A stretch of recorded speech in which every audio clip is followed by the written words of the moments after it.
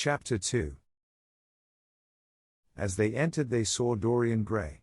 He was seated at the piano, with his back to them, turning over the pages of a volume of Schumann's forest scenes. "You must lend me these, Basil," he cried. "I want to learn them. They are perfectly charming." "That entirely depends on how you sit today, Dorian."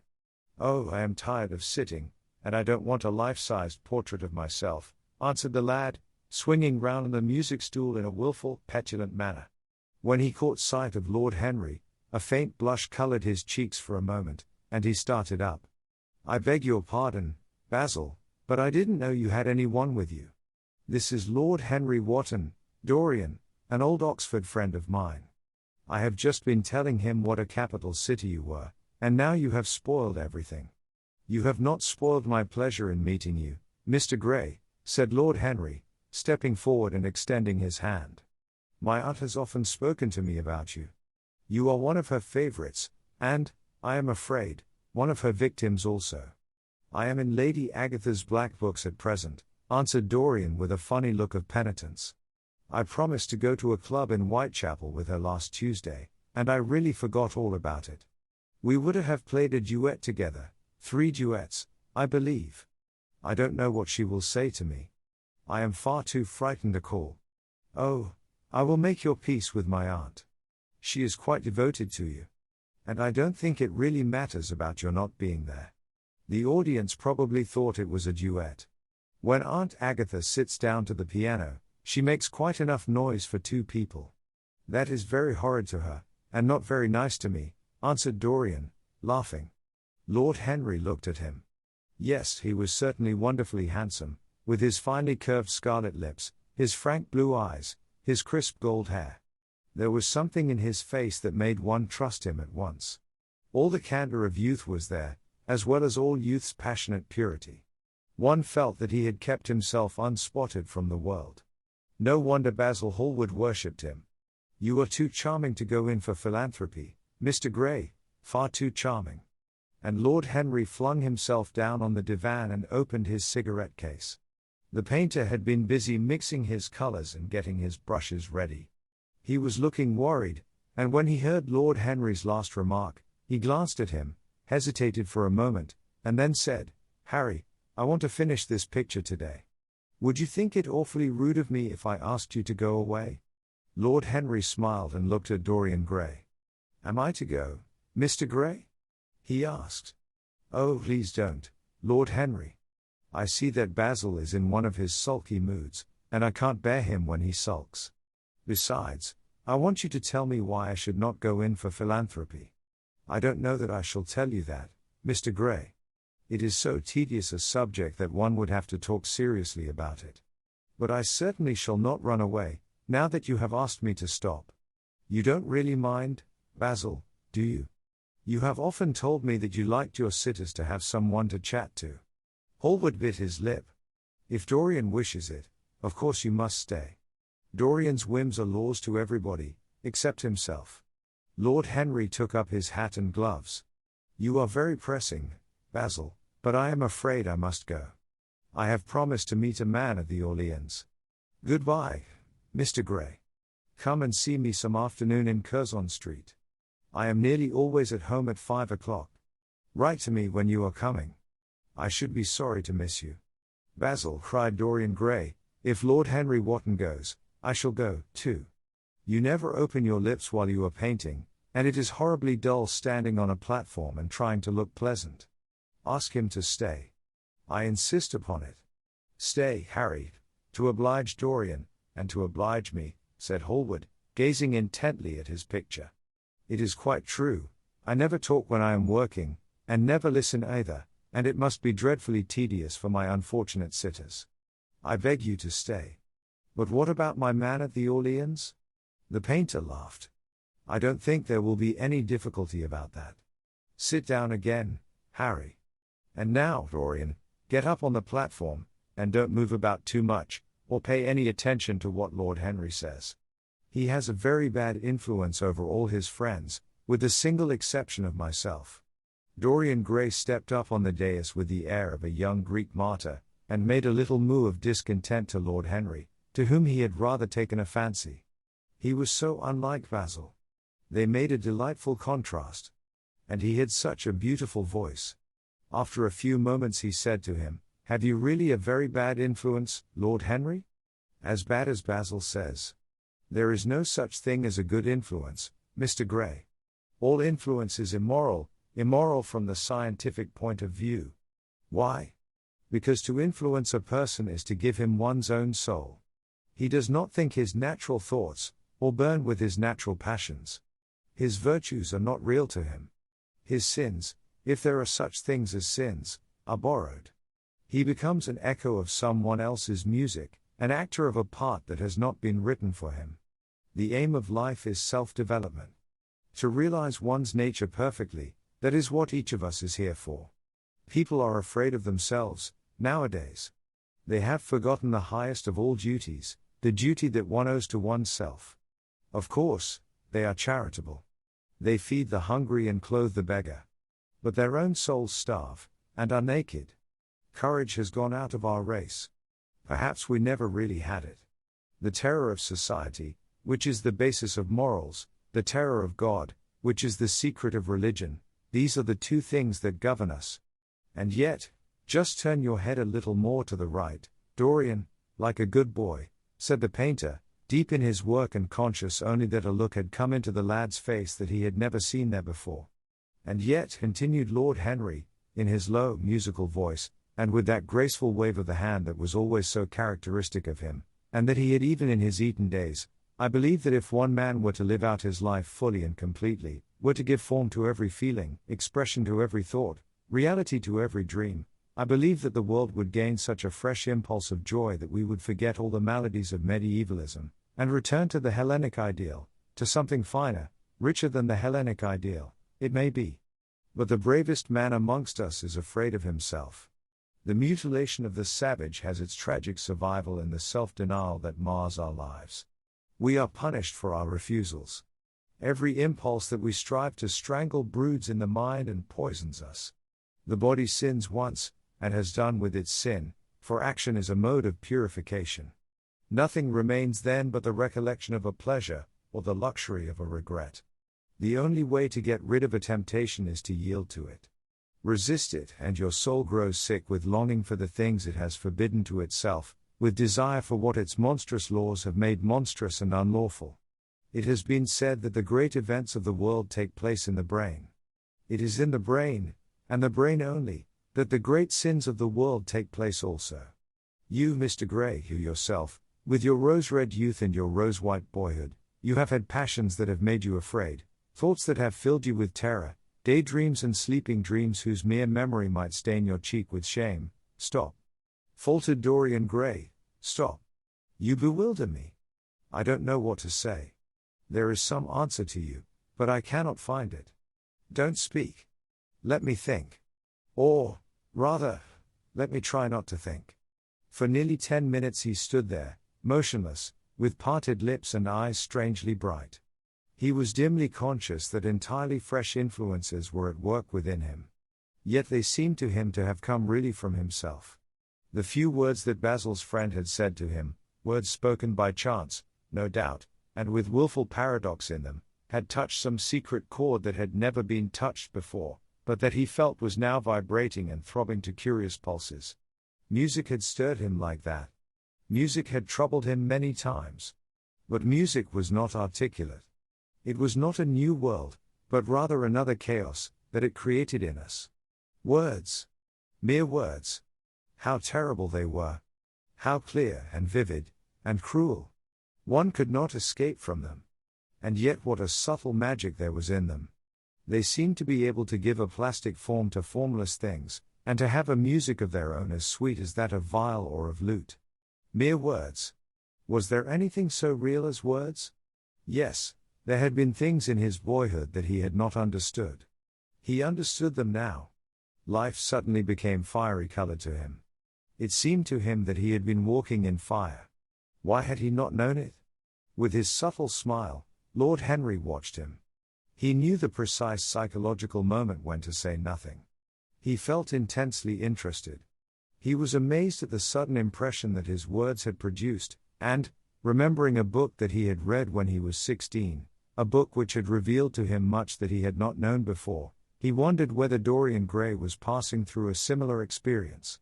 He had merely shot an arrow into the air. Had it hit the mark? How fascinating the lad was.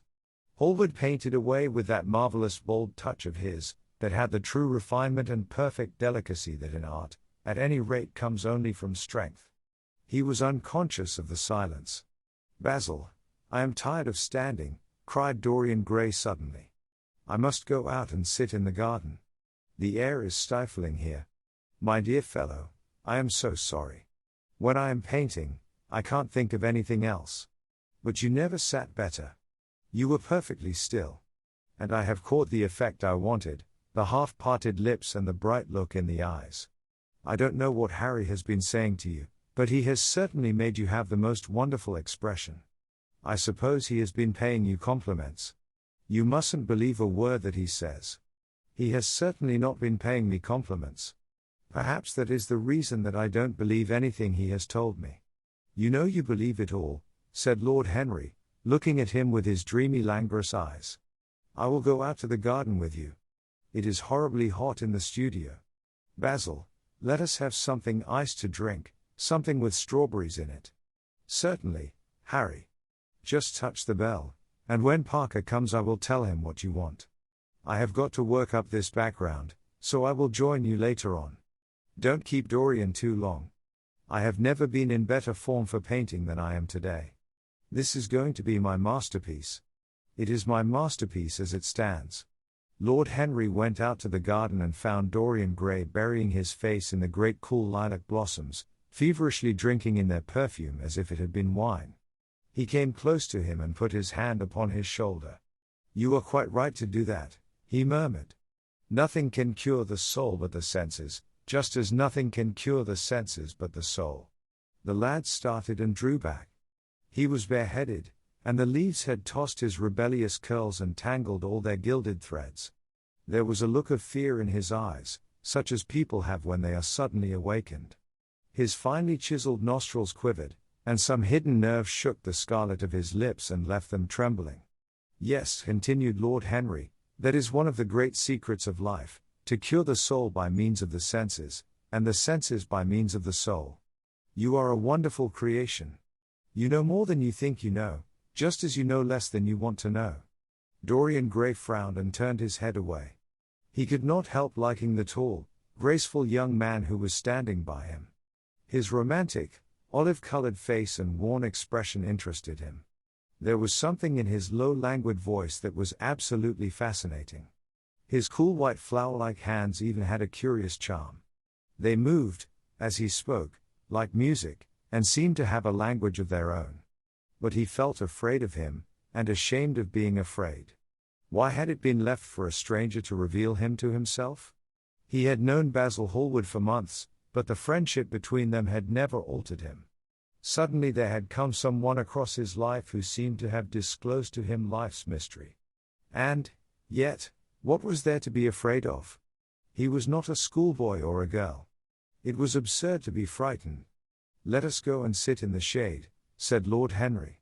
"Parker has brought out the drinks, and if you stay any longer in this glare, you will be quite spoiled, and Basil will never paint you again. You really must not allow yourself to become sunburnt. It would be unbecoming." "What can it matter?" cried Dorian Gray, laughing, as he sat down on the seat at the end of the garden. "It should matter everything to you, Mr. Gray. Why? Because you have the most marvelous youth, and youth is the one thing worth having." "I don't feel that, Lord Henry." "No, you don't feel it now. Some day, when you are old and wrinkled and ugly, when thought has seared your forehead with its lines, and passion branded your lips with its hideous fires, you will feel it terribly. Now, wherever you go, you charm the world. Will it always be so? You have a wonderfully beautiful face, Mr. Gray. Don't frown. You have. And beauty is a form of genius, is higher, indeed, than genius, as it needs no explanation. It is of the great facts of the world, like sunlight, or springtime, or the reflection in dark waters of that silver shell we call the moon. It cannot be questioned. It has its divine right of sovereignty. It makes princes of those who have it. You smile? Ah. When you have lost it, you won't smile. People say sometimes that beauty is only superficial. That may be so, but at least it is not so superficial as thought is. To me, beauty is the wonder of wonders. It is only shallow people who do not judge by appearances. The true mystery of the world is the visible, not the invisible.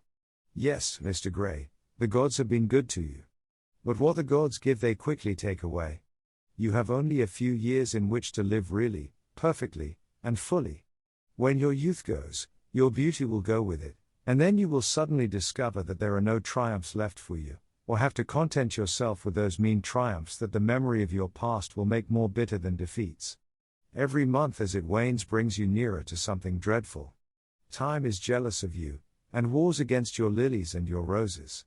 You will become sallow, and hollow-cheeked, and dull-eyed. You will suffer horribly. Ah! Realize your youth while you have it. Don't squander the gold of your days, listening to the tedious, trying to improve the hopeless failure, or giving away your life to the ignorant, the common, and the vulgar. These are the sickly aims, the false ideals, of our age. Live the wonderful life that is in you. Let nothing be lost upon you. Be always searching for new sensations. Be afraid of nothing. A new hedonism, that is what our century wants. You might be its visible symbol. With your personality there is nothing you could not do. The world belongs to you for a season.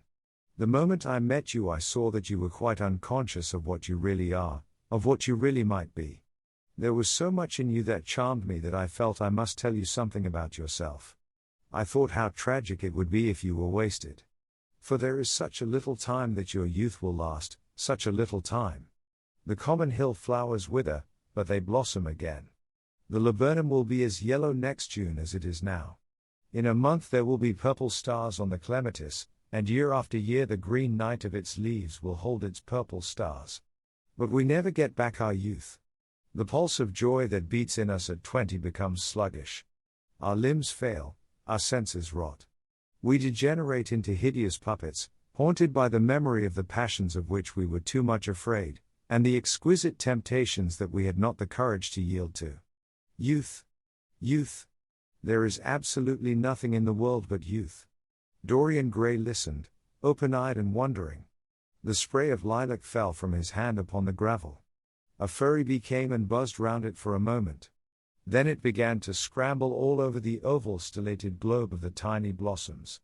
He watched it with that strange interest in trivial things that we try to develop when things of high import make us afraid, or when we are stirred by some new emotion for which we cannot find expression, or when some thought that terrifies us lays sudden siege to the brain and calls on us to yield. After a time the bee flew away. He saw it creeping into the stained trumpet of a Tyrian convolvulus. The flower seemed to quiver, and then swayed gently to and fro. Suddenly the painter appeared at the door of the studio and made staccato signs for them to come in. They turned to each other and smiled. "I am waiting," he cried. "Do come in. The light is quite perfect, and you can bring your drinks." They rose up and sauntered down the walk together. 2 green and white butterflies fluttered past them, and in the pear tree at the corner of the garden a thrush began to sing. "You are glad you have met me, Mr. Gray," said Lord Henry, looking at him. "Yes, I am glad now. I wonder, shall I always be glad? Always. That is a dreadful word. It makes me shudder when I hear it. Women are so fond of using it. They spoil every romance by trying to make it last forever. It is a meaningless word, too. The only difference between a caprice and a lifelong passion is that the caprice lasts a little longer." As they entered the studio, Dorian Gray put his hand upon Lord Henry's arm. "In that case, let our friendship be a caprice," he murmured, flushing at his own boldness, then stepped up on the platform and resumed his pose. Lord Henry flung himself into a large wicker armchair and watched him. The sweep and dash of the brush on the canvas made the only sound that broke the stillness, except when, now and then, Hallward stepped back to look at his work from a distance. In the slanting beams that streamed through the open doorway the dust danced and was golden. The heavy scent of the roses seemed to brood over everything. After about a quarter of an hour, Hallward stopped painting, looked for a long time at Dorian Gray, and then for a long time at the picture, biting the end of one of his huge brushes and frowning. "It is quite finished," he cried at last, and stooping down he wrote his name in long vermilion letters on the left-hand corner of the canvas. Lord Henry came over and examined the picture. It was certainly a wonderful work of art, and a wonderful likeness as well. "My dear fellow, I congratulate you most warmly," he said. "It is the finest portrait of modern times. Mr. Gray, come over and look at yourself." The lad started, as if awakened from some dream. "Is it really finished?" he murmured, stepping down from the platform. "Quite finished," said the painter. "And you have sat splendidly today. I am awfully obliged to you." "That is entirely due to me," broke in Lord Henry. "Isn't it, Mr. Gray?" Dorian made no answer, but passed listlessly in front of his picture and turned towards it. When he saw it he drew back, and his cheeks flushed for a moment with pleasure. A look of joy came into his eyes, as if he had recognized himself for the first time. He stood there motionless and in wonder, dimly conscious that Hallward was speaking to him, but not catching the meaning of his words. The sense of his own beauty came on him like a revelation. He had never felt it before. Basil Hallward's compliments had seemed to him to be merely the charming exaggeration of friendship. He had listened to them, laughed at them, forgotten them. They had not influenced his nature. Then had come Lord Henry Wotton with his strange panegyric on youth, his terrible warning of its brevity. That had stirred him at the time, and now, as he stood gazing at the shadow of his own loveliness, the full reality of the description flashed across him. Yes, there would be a day when his face would be wrinkled and wizen, his eyes dim and colorless, the grace of his figure broken and deformed. The scarlet would pass away from his lips and the gold steal from his hair. The life that was to make his soul would mar his body. He would become dreadful, hideous, and uncouth. As he thought of it, a sharp pang of pain struck through him like a knife and made each delicate fiber of his nature quiver. His eyes deepened into amethyst, and across them came a mist of tears. He felt as if a hand of ice had been laid upon his heart. "Don't you like it?" cried Hallward at last, stung a little by the lad's silence, not understanding what it meant. "Of course he likes it," said Lord Henry. "Who wouldn't like it? It is one of the greatest things in modern art. I will give you anything you like to ask for it. I must have it. It is not my property, Harry." "Whose property is it?" "Dorian's, of course," answered the painter. "He is a very lucky fellow."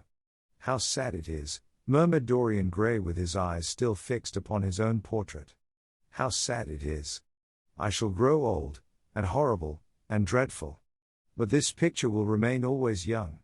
It will never be older than this particular day of June. If it were only the other way. If it were I who was to be always young, and the picture that was to grow old. For that, I would give everything. Yes, there is nothing in the whole world I would not give. I would give my soul for that." "You would hardly care for such an arrangement, Basil," cried Lord Henry, laughing. "It would be rather hard lines on your work." "I should object very strongly, Harry," said Hallward. Dorian Gray turned and looked at him. "I believe you would, Basil. You like your art better than your friends. I am no more to you than a green bronze figure."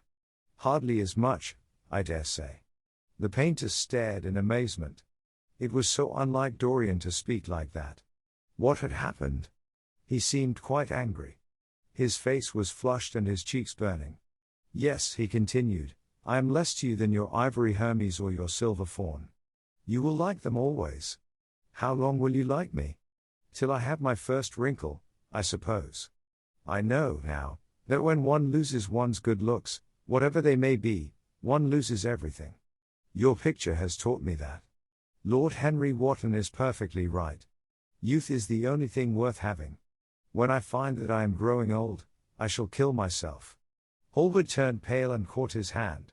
Dorian, he cried, "don't talk like that. I have never had such a friend as you, and I shall never have such another. You are not jealous of material things, are you? You who are finer than any of them. I am jealous of everything whose beauty does not die. I am jealous of the portrait you have painted of me. Why should it keep what I must lose? Every moment that passes takes something from me and gives something to it. Oh, if it were only the other way. If the picture could change, and I could be always what I am now.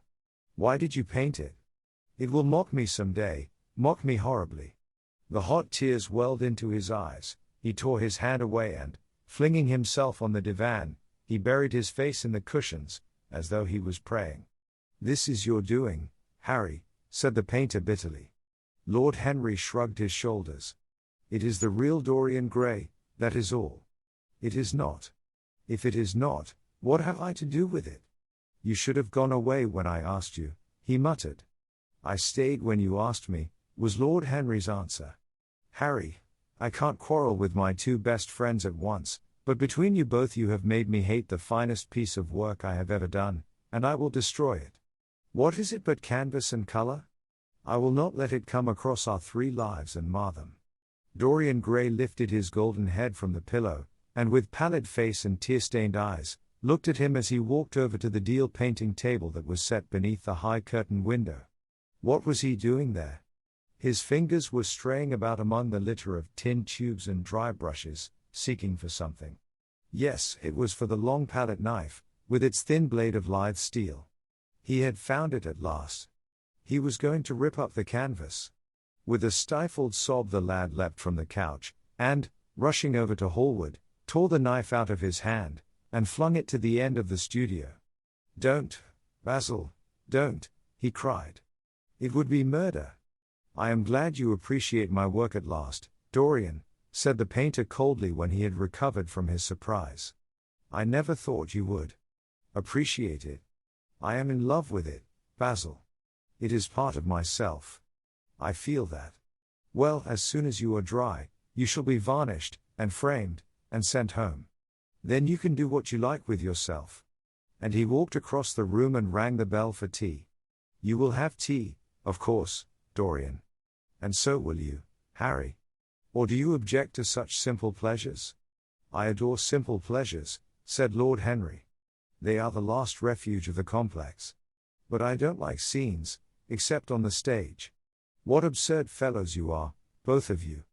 I wonder who it was defined man as a rational animal.